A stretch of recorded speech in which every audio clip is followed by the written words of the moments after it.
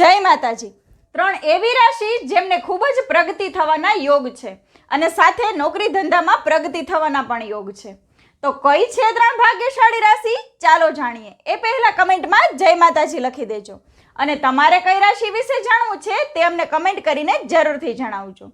તમારી જન્મ કુંડળી જોઈ તમારા ભવિષ્ય વિશેના કઈ પણ પ્રશ્ન હશે તો અમે તેને સોલ્વ કરી બતાવશું। પહેલી છે મકર રાશિ। આ રાશિના જાતકોને આ સમય ખૂબ જ લાભ અપાવી શકે છે।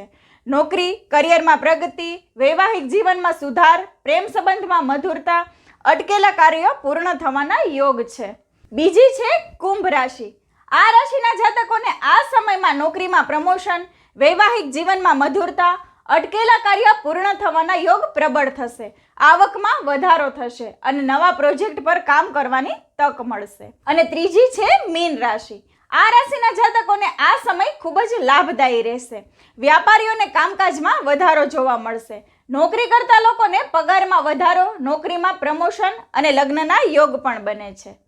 જય માતાજી।